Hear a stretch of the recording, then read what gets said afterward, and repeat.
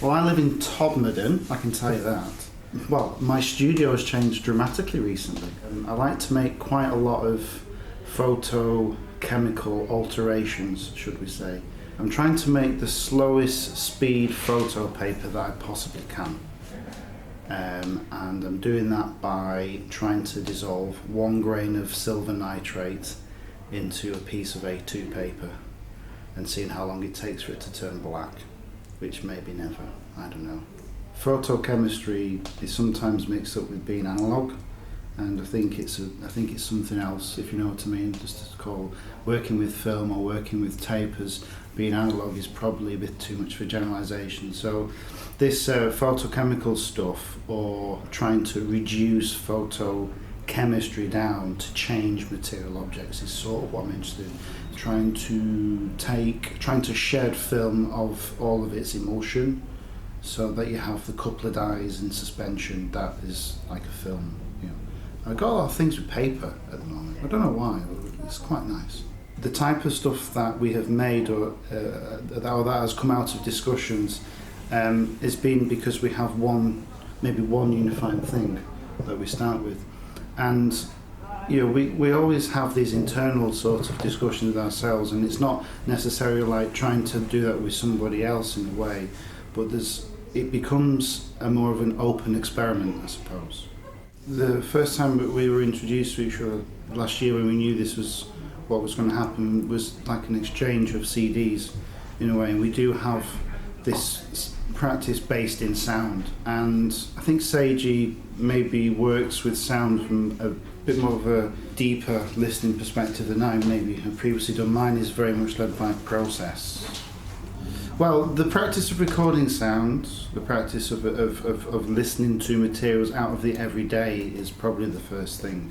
Trying to put together situations for listening, and that has been something that is common between the two of us. But also the physical properties of materials, I think, has got a lot to do with it. There's the great degree of trying to get this sort of like close contact listening, close contact observation. It's more than just like some sort of science experiment in a way.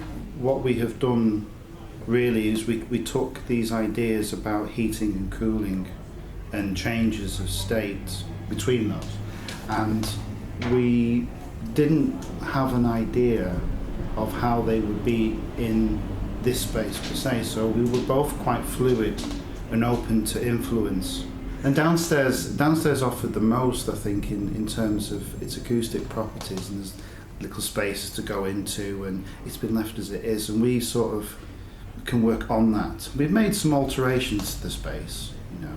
All seasons in one day, there's different states of temperature and stuff like that, and there's this change between states, and that is what is initially being observed, is a change from one thing to another, because it's all temporary. Minus 72 to 230 is to do with the sort of extremities that we're dealing with, which is dry ice and the hottest oven that we've got. For it to be a residency, there has to be discovery stage all the way to the end for me, because a lot of the work can be formed after the residency for it to have a life within it.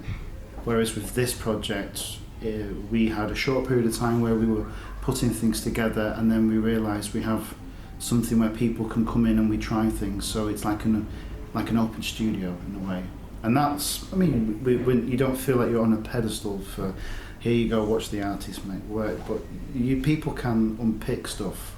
You don't necessarily always say, well, this is what we're doing. Watch some people sit there doing nothing in a corner, you can't hear anything. Which has been good. So there's a lot of risk taking in it as well. The main difference that will exist for me anyway between the installation and the performance is duration and attendance of people, because whilst I don't want to use the term improvising with what we're doing, we know the sorts of things that we have set up downstairs, and we want to be able to perform and listen. Doing residencies, I think, are very good to reinvigorate your practice, full stop. Having to work with somebody else that I have not done so before makes me think about the way that I work with my practice. I think it's quite important to be able to take away a sense of your own work from it and understand how that relates to other people's work. There's always a chance that we may want to develop something, and hopefully, it might turn into new work.